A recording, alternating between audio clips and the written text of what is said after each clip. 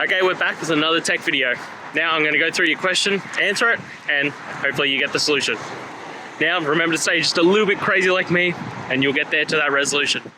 Alright, let's continue on to the video.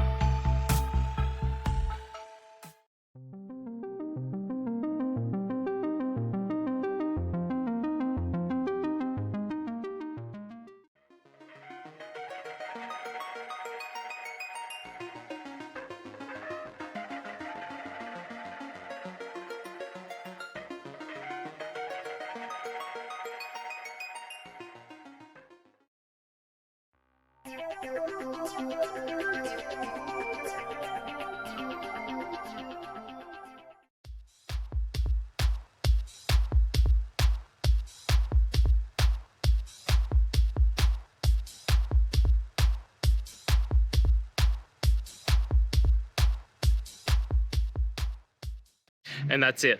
I hope this video has helped you get through to that resolution that you're looking for. If it did, please hit subscribe. And until next time you need technical help, I hope you have a good one. Cheers.